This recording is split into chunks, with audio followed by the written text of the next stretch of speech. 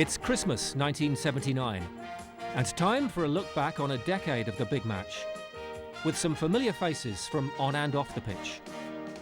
There are the best own goals of the era, and of course highlights from this week's big match, Manchester United against Nottingham Forest.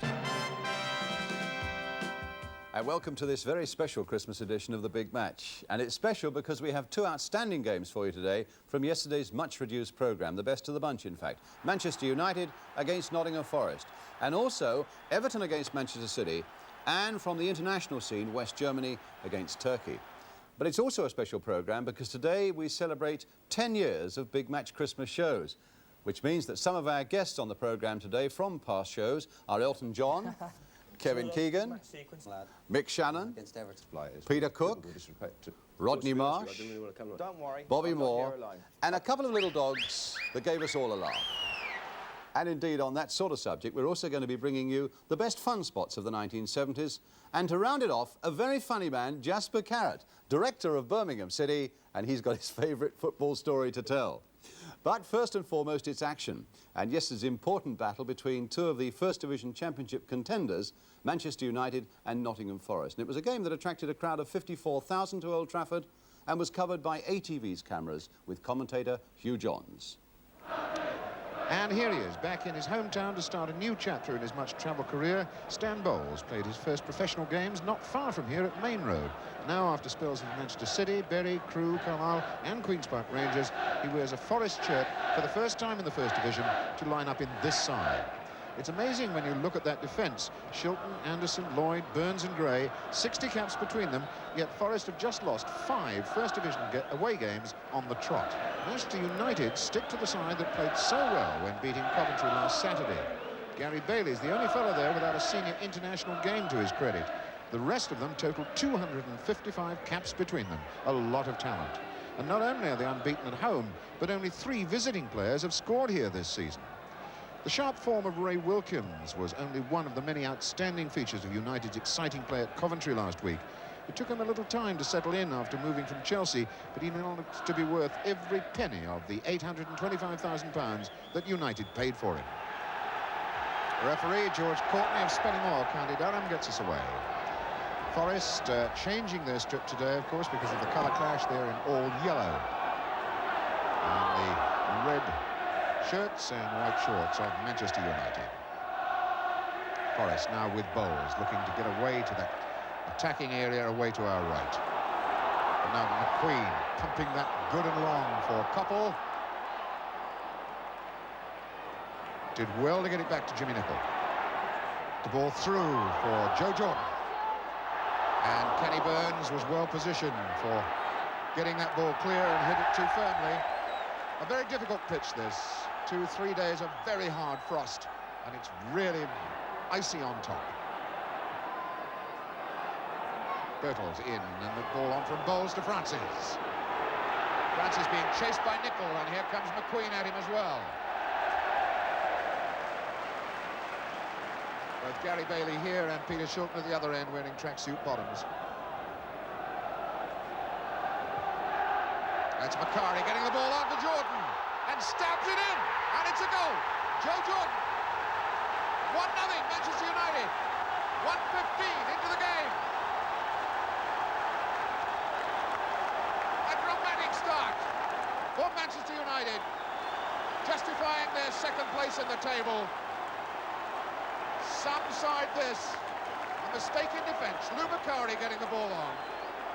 And here's Joe Jordan, just stabbing it past the groping hand of Shilton. 1-0 United. And the game now held up for a moment or two as the Stretford end tried to assist their side by putting up a smoke screen to further confuse Peter Shilton. Clearance by Buchan, aim for McCarty. A tangle with Kenny Burns. Free kick. Wilkins on to Koppel. Wilkins goes again into that right-hand corner and wins the corner. Stan Bowles, he's been back covering. And once again, Mickey Thomas goes across to take the corner. Gordon McQueen up on the line, standing in front of Shilton. Joe Jordan waiting to come in far post. And a click over the bar from little Lou McCarry. Tiniest man in that goalmouth lineup, and it was he who got up there as this ball across, and it was little Lou McCarry who got up really high, and he was only just over the bar.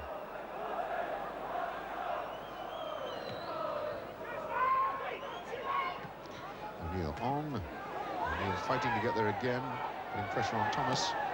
McQueen just hoiking that up in the air. So it's Kenny Burns and Lou McCarry. Gray off balance, but he had to whack it first time. That ball will drop for Birtles. And Jimmy Nicholl was first man there.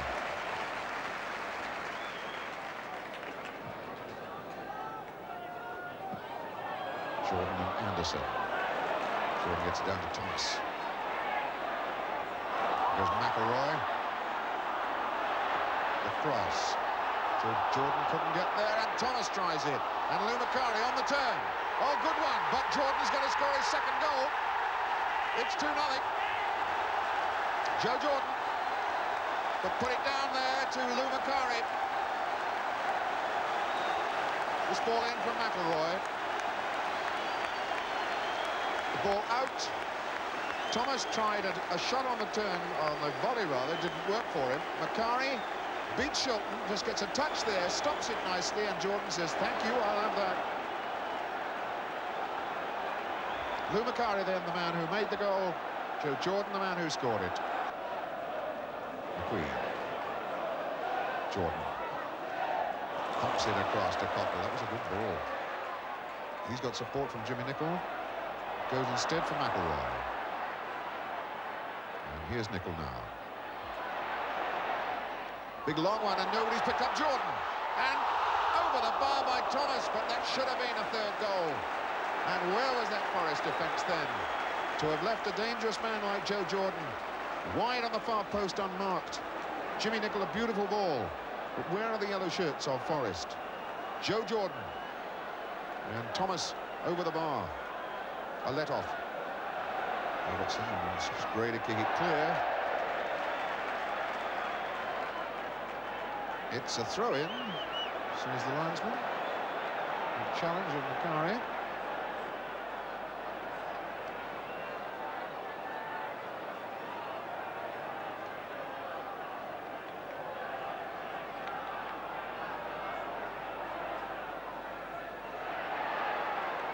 Coppell getting it in the back from Frank Gray.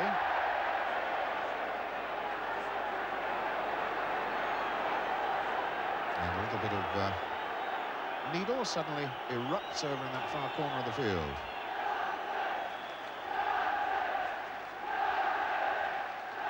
Mickey Thomas and Ray Wilkins sorting it out between them.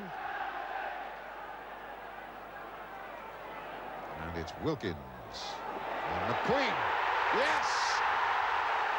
Shilton absolutely beaten. All ends up by Gordon McQueen. Oh, the big smile on that fella's face.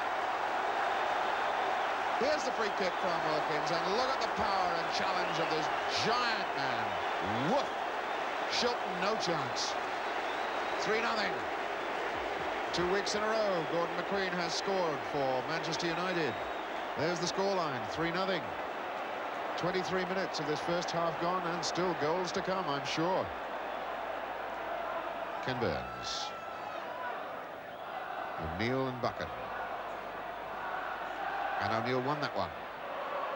He was being pulled from behind. Free kick to Forest.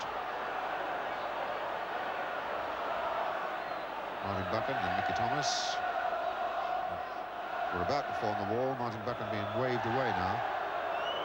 So O'Neill with the free kick. Larry Lloyd's up in the box, so's Ken Burns. And the clearance comes from Jimmy Nicholl. McGovern. But Coppell is there. A little low ball for McCarry. Immediately released to Wilkins. And he sends Coppell deep into the corner. Again, Forest spread-eagled. Oh, beautiful try from Wilkins. Oh, he took that one on the dead run and deserved better. Oh, what a beautiful try. Again, a sweeping, swinging attack with Koppel going into the corner. And Ray Wilkins, seeing this ball from Koppel, hanging in the air, really attacks it. And the hands of Shilton drag the ball down. Anderson. Oh, and he's given the ball away in a very, very dicey situation. Thomas. It's an attack 3-on-3 at the moment.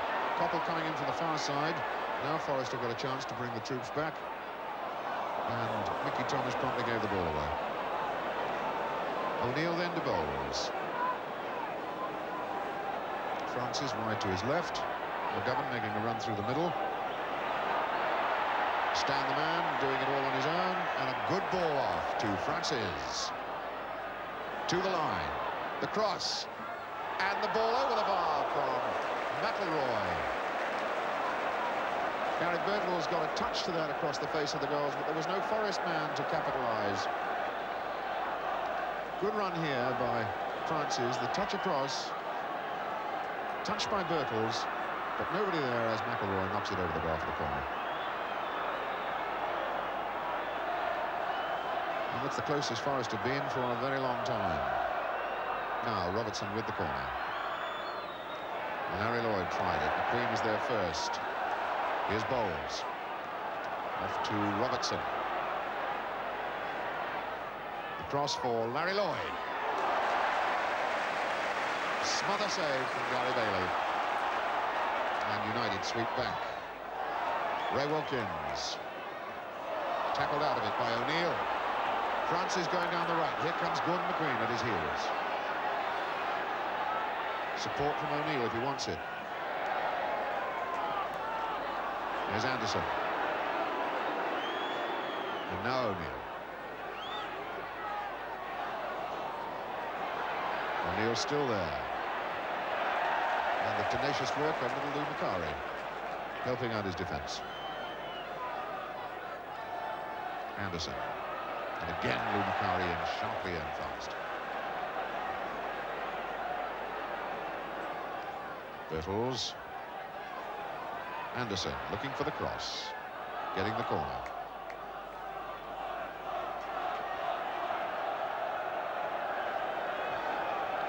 This is Forrest only on their second corner of the game, and we've been going over half an hour. Forrest 3-0 down. Do desperately need something to get back into this game. Bowles looking to take the corner. Left-footed to get a little curl on it. Lloyd across the face of the goals.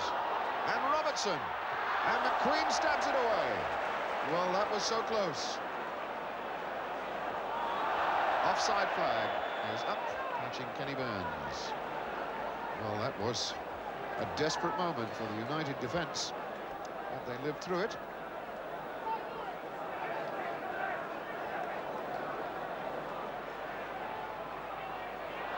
Oh, and his pace takes him away. What about the cross? He's at first to the ball again, even falling down. Nichols' cross. That's a high hanger. Burns was up, delivers it to Koppel. Whacks it against McGovern. Corner kick.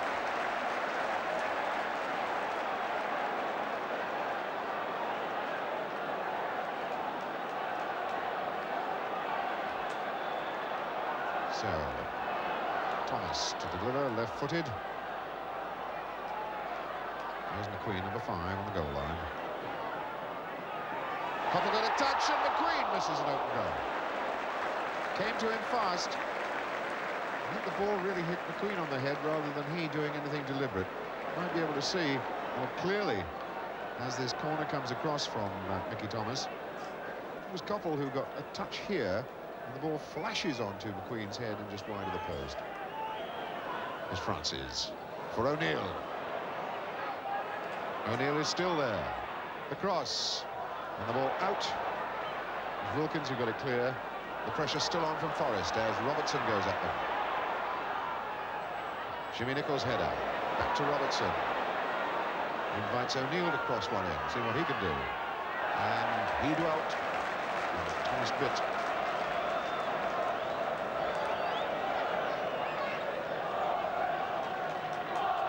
So Stan Bowles will come to take the corner.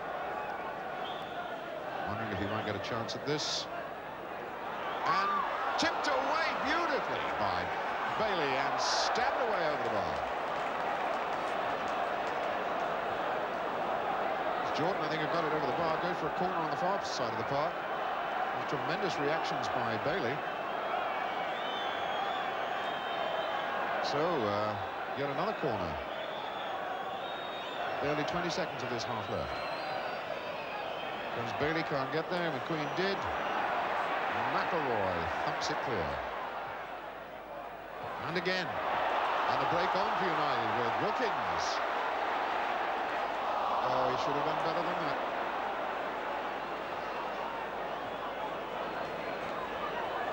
It's McQueen. But McGovern. Bertels down for Bowles. Taken out by Wilkins. McElroy takes it on for Coppell. McElroy. Nobody near him. Steadies himself. Looks for the cross ball. Did not deliver it. Frank Gray charged it down. As referee George Courtney signals the end of a tempestuous first half for Manchester United. Torment for Forest. Manchester United ahead through Jordan, inside a minute and a quarter. Jordan put them further in front. McQueen crowning a lot of hard work in defence with the third goal. Manchester United totally in the boss seat here at half-time, 3-0.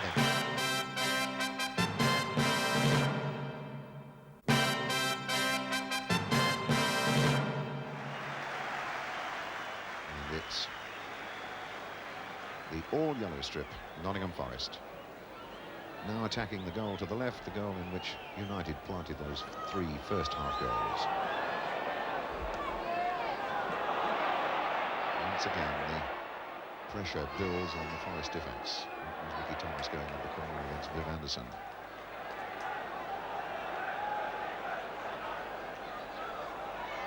Houston.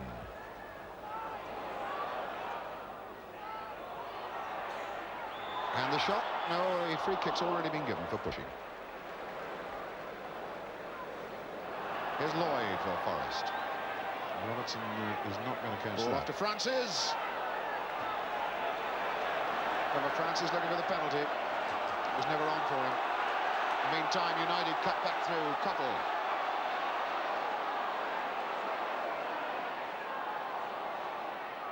And Wilkins. Jordan. Forrest stretched a bit. Ball hitting Anderson, goes for the corner. Wilkins trotting over to take the corner. Joe Jordan comes this way to get around about the far post. It'll be Gordon McQueen coming down to get on the line. In fact, McQueen waves at Wilkins, says, hang on, I'm not ready. Now I am. There's McQueen. Big man got so close again. Shakes his head. Had a bang on the head playing for Scotland against Belgium on Wednesday. Got it on the same spot, I think. McGovern. Little pass on for Bowles. Francis can throw this ball in quickly, might pick up a free man. Goes for O'Neill. O'Neill with Buchan at his back. Was a clearance. McGovern. Bertels. And that's Dan Bowles. So very nearly opened his account then for Nottingham Forest. It's a well-worked opening by Forest. Deserve better for their pains. So they've got to build again now through Lloyd. Francis. Francis tight to the line. And a corner.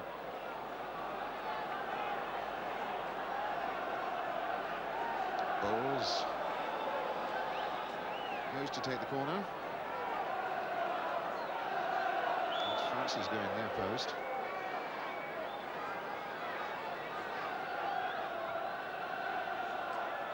Header across and over the bar by O'Neill. How did he miss that one? this, well, it looks as though he might have been giving offside, but I can't see how that could be possible. This ball swings across from the corner, from Bowles' corner. Now there's the chance dropping down for O'Neill. And he will belt it clean over the bar. Anderson did well. Now, can he deliver a ball? McGovern.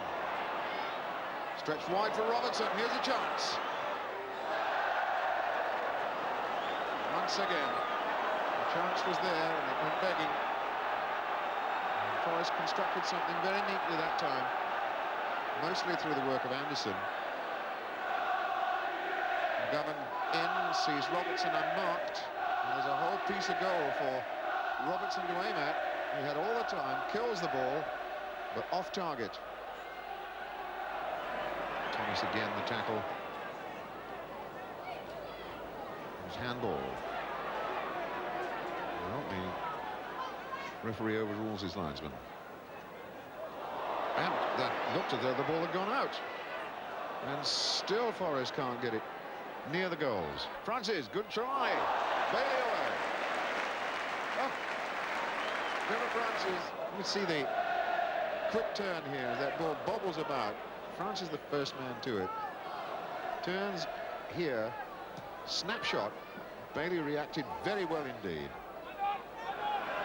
Old Trafford fans well pleased that they're seeing another Manchester United win here. This will be their 9th at home in First Division this season. They've dropped points to Palace in a 1-1 draw, Leeds in a 1-1 draw. But from the others, it's been 4 points every time. And here goes Koppel. Drive across the goal.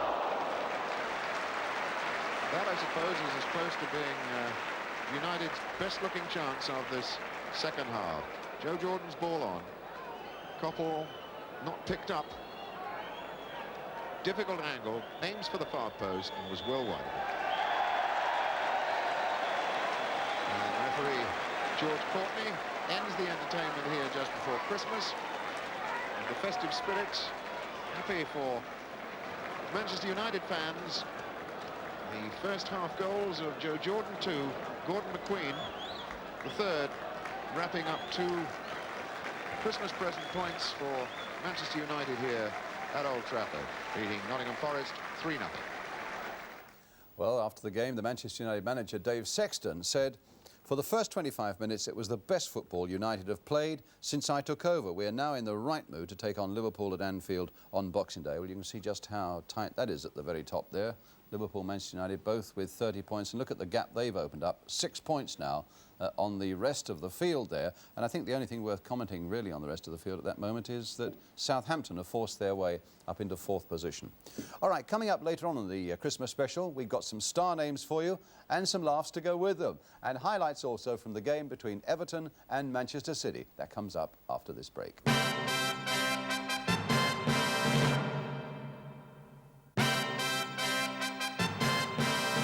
Welcome back. And now it's time to tread back through Big Match Christmases past to remind you of some of the men and the moments that we've celebrated at this time over the past decade. And indeed, I think we've got something for all the family, whether you're a football fan or whether you're not. And regular Big Match viewers would know, of course, that we've always tried to bring you something a little different in our Christmas programmes. Players doing the introductions, for example, and star names from show business as well. Well, we've taken the programme out of the studios too, as we did in 1971. When we went to Dr. Bernardo's home in Essex. And our guests that day were Frank McClintock, then of Arsenal, and Geoff Hurst, then of West Ham United. A year later, our Christmas show was introduced by David Webb, then of Chelsea, with a lot of help, or otherwise, from Mike England, then at Tottenham, and a slimmer-looking Alan Mullery. As it's Christmas, the lads here thought you might like a laugh at the end of the programme. Peter Osgood has never stopped talking about his meeting with Rackle Welsh a few weeks ago. And we've not stopped going green with envy. Ozzy asked me if we could show it again. So how about this, Oz? Chelsea support. Well, I am. Well, there's something for you to remember us by anyway. Oh, that's so sweet. Thank you very much. Kiss me, honey, honey, kiss me. Thrill me, honey, honey, thrill me. Don't care even if I blow my top, but honey, honey, don't stop. Well, in 1974, Terry Mancini had taken over the reins. Terry then with Queen's Park Rangers. And with him were Rodney Marsh and Terry Venables. And they really enjoyed themselves when we showed them some old photographs of players. Anyway, the last letter this afternoon is from Jeff Cook, aged 5, from 67 Wisden Road, Stevenage, Hertfordshire. He says, Dear Brian Moore, after your interview with Rodney Marsh last week, I thought I would like to give him a Christmas present. Well, I'm going to give it to TV for Rodney. Oh, no, a bit strong. No, I think it's a wonderful gesture. It's about time someone combed his hair. But you're not really in a position to have a go at people's hair, are you? Anyway, now on the big match again for our Where Are They Now spot.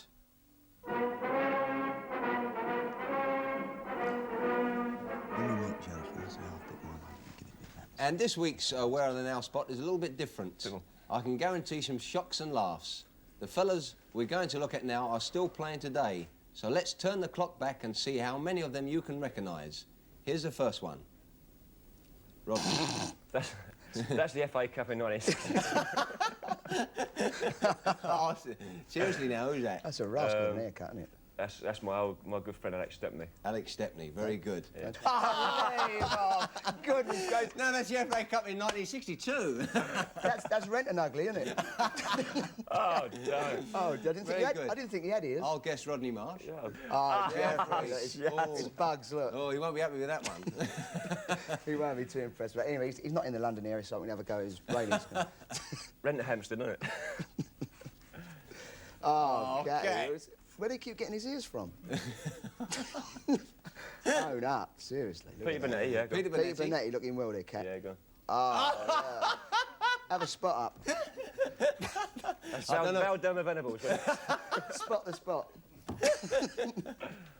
On the spot. Malcolm. Oh, Malcolm. Planet of the Apes. Oh, that's a bit strong, that. Leave me out. What's that? That's true, that is. Henry with a thatched head. God, I didn't... Oh, look at her! Oh, no. Right, leave it. Oh, it looks good. That look a bit taken. Actually, we thought the other one was a wig. In 1975, Bobby Moore was your host at Christmas, and Peter Taylor, then of Crystal Palace, was one of our guests, with Rodney Marsh, a little more snappily dressed this time, making a return visit. For everybody concerned now, Peter's going to do an impression of Norman Wisdom. Something like that, Roger, yeah. Well, let's see you then, Peter. I've been forcing this, viewers, Mum, Dad. I didn't want to do it. All like that, is that all right? Yeah, where you go, pal? Is that all right? But I did it all. Mr. Grimm's out! They're back again! What about the forward? That's all I'm doing, I ain't doing no more of that. That's marvellous, Peter. Very good Maxwell. What do you reckon, Rodney? Nearly as good as Freddie Starr? Yeah, it wasn't bad, was it? I think it was very good, actually. And I thought it was better than last year when Venner's done something last year. But let's hand over now to Brian Moore to introduce the third match. There you go, Brian. Hello, dear. Well, this is a real thriller. They say it's the best game they've ever seen at the baseball ground. Looking quite good in those days. I wonder what it was that went wrong. Well, we switched the emphasis in 1976 to the world of show business, and we couldn't have got a bigger name to introduce our programme that year than Elton John. And he had two big names with him on the programme that year. Kevin Keegan, still at Liverpool in those days, of course, and Mickey Shannon from Southampton. Thank you very much for lending me these glasses. I think, you know. And who gave you the earrings? Sorry? Where did you get the earrings from? Do you like them? I thought they're quite nice, actually. Thanks. Does a lot for you. At Watford. Does a lot for you, there. Hold on, well, I think it's about time we had a bit of a laugh here. If I just get my glasses on. It's another of those big match sequence of own goals, and nothing more heartbreaking for a professional footballer than to put one in the back of his own net. But I think you'll agree with me when you see these that it creates a bit of a laugh for everyone else. And we've stuck together a few, and we're going to call them the Right Old Rickets of 1976. And we apologise to the players involved, but...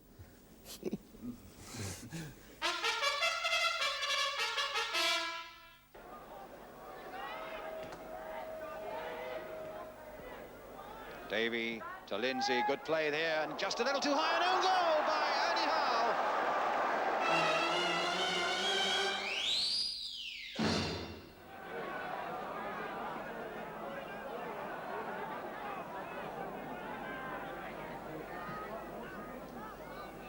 McDonald trying to flick on, and here's ball. Now a good opening for fullback Nelson.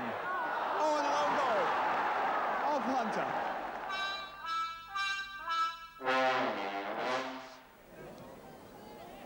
James, Loska for Chester. That's over the goalkeeper's head by Phil Potts, and it's gone in!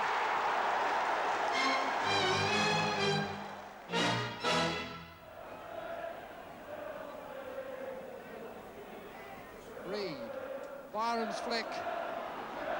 And it's another own goal! Gary Wilkins!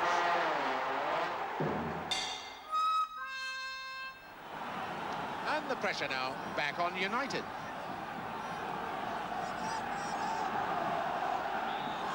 Salas. Oh, it's an own goal!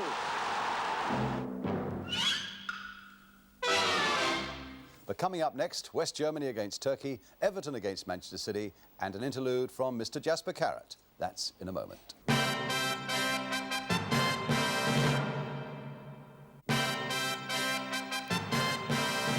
Welcome back. And next, our second match of the day, and it's the First Division game between Everton and Manchester City.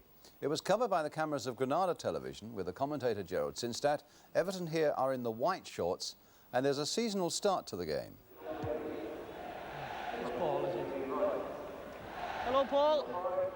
Merry Christmas to you, mate. All the best, all the best. Yes, meet my linesman. Hello, Mick, all the best. Have a Merry Christmas. Yes, have a good time, the two of you. Yes, meet my linesman. Seasonal greetings from today's referee, Mr. Gwyn Owen from Anglesey. Tails it is.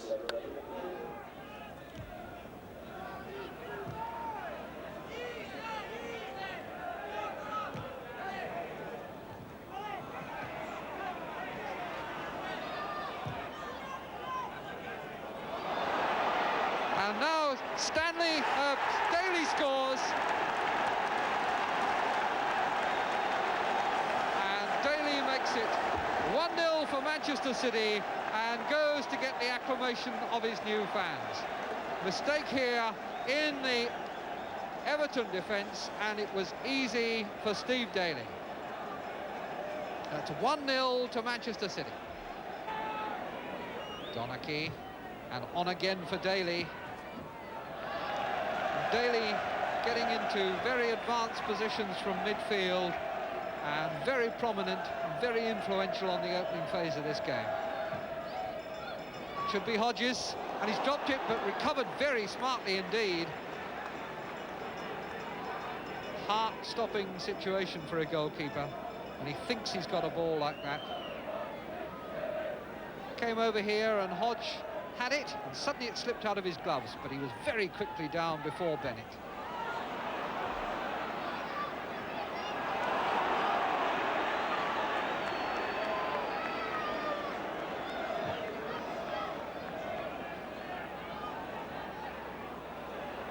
Latchford's header to Kidd, now King, and here's Ross free. Well, that's the story of Trevor Ross's season, that is. Keeps getting himself into the right place, but he cannot finish. Curious, he did it well when he was an Arsenal player. Sure he won't enjoy seeing this again. Plenty of space. Toe under the ball. 3 up for City, 3 defenders back for Everton.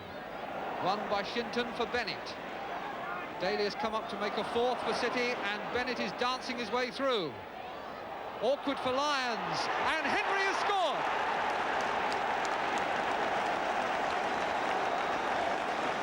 The quick break caught Everton.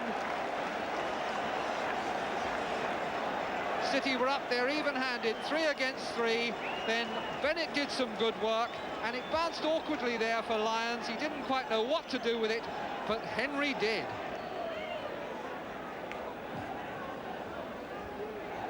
Gary Stanley has had a bit of an unhappy opening half hour to this game, but now here is King letting in Ross, and Ross, a tremendous shot, well saved by Corrigan. Well, Ross was certainly on the mark that time. No complaints about that shot. Now at the other end, Shinton with Hodge, 5 yards outside the area and the ball out of play. But it was at the other end that the goalkeeper really was the hero. Ross, who'd put one shot earlier off target, here hammered it and kept it low, but Corrigan made a very good save from a very hard shot.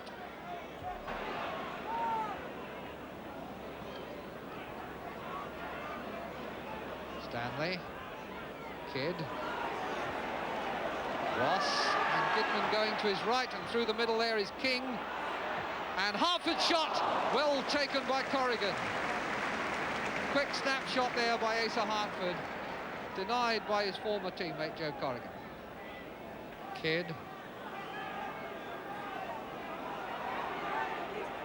Right.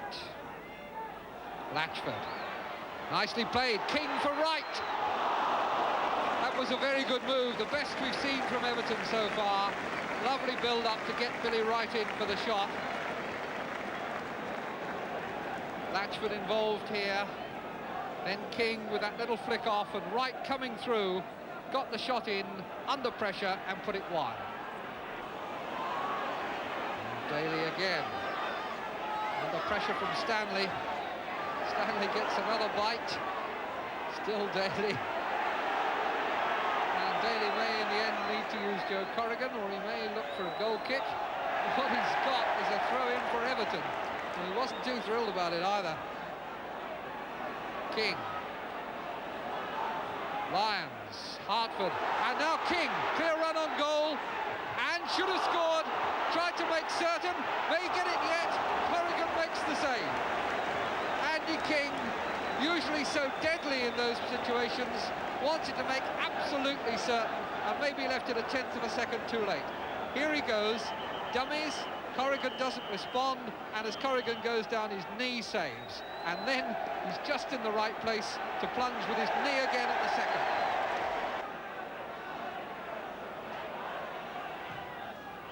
King's corner, headed out well by Booth. Back in by Ross, an appeal for handball, and it is given, but it's outside the area.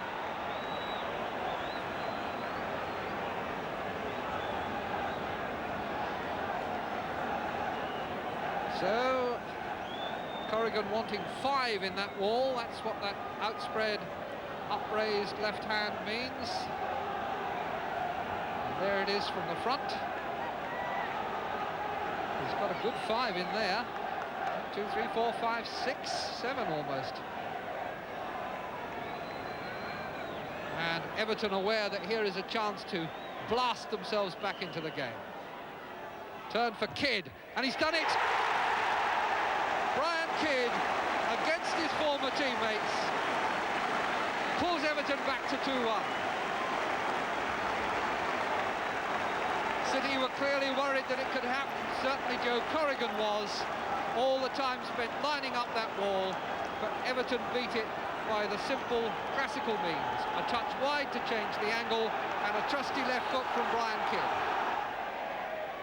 Kidd. Forward by Ross, and what a good ball.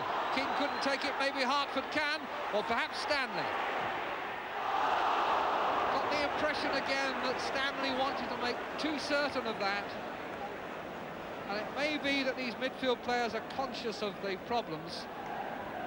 Now, watch how he just controls that there, and then screws it across the face, perhaps hoping that someone else will touch it in. 3-man wall he wants. 3-man wall he's got. Played for Caton, who can hit them. Oh, what a good effort! And the referee now is going to have words with Bailey. Tommy Caton's shot went over. Referee and Bailey had words, but here was Tommy Caton, very close to a well-controlled goal. Hodge didn't get a touch to it. Henry, Shinton playing the 1-2 for him, and Henry is through, and he stubbed his studs.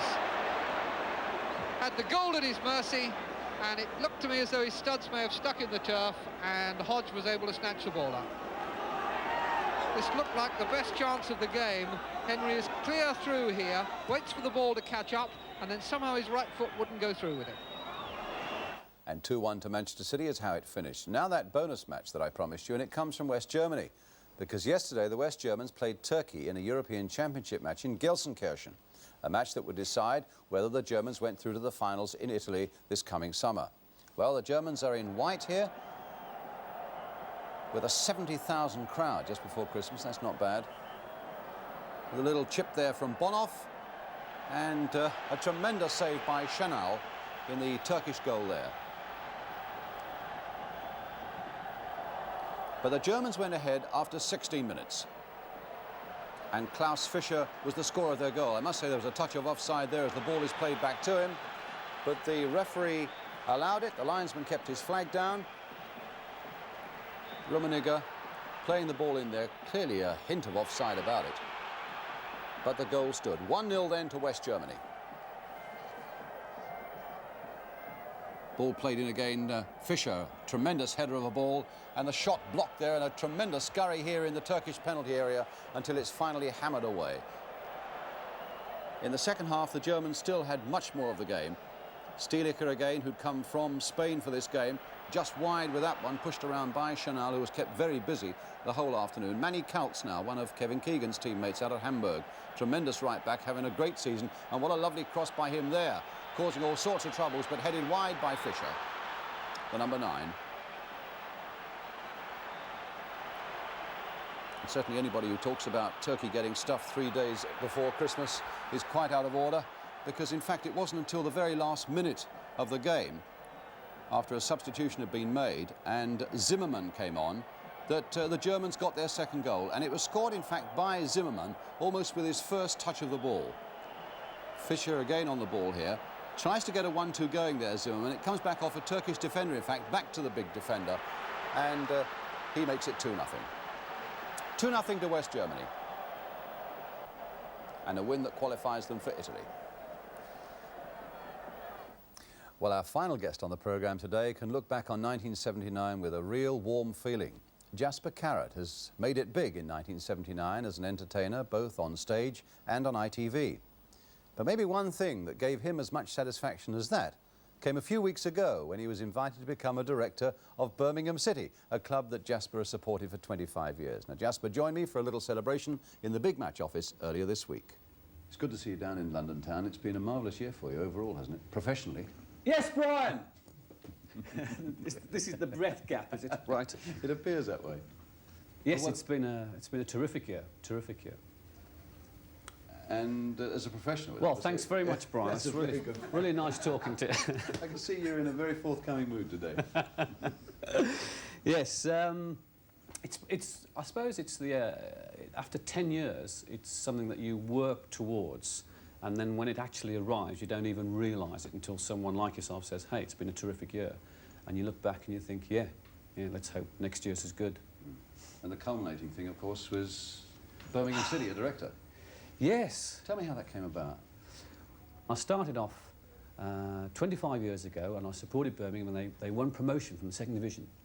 And the next year they got to the cup final. They lost, but they got to the cup, and I thought, this is the team for me. And they've done sod all since. And but I've kept in there, hoping, you know. There must have been a few cracks there when you came onto the board. Oh, crikey, dozens, you know, things like if they haven't got enough comedians on the field, now they put them into the boardroom. The best one was like Jasper Carrott has joined the board of Birmingham City. It's a bit like accepting the purser's job on the Titanic. Which, it's a bit cruel. Which is a bit unfair, I mean, on Jim Smith and his men at the moment, because you're doing pretty well. They're riding very well, and I've managed to get Bovril into the boardroom, so that's changed things considerably. But it's very strange, obviously. There's a whole tradition with boardrooms, and football has changed over the years, except boardrooms, I think. And it's a little unnerving, sort of, you know, bad luck, old chap, sort of lost 5-0. Well, that's the way it goes. We've just had a couple of lucky goals, and it's all that sort of, everyone's very nice now, and then you get in the car and drive home, and you go, wait, stop it. And that's it for today. Hope very much that we've been able to please everybody in the family, whether you happen to be a football fan or whether you're not. But above all of us on the Big Match team hope that you have a very happy Christmas.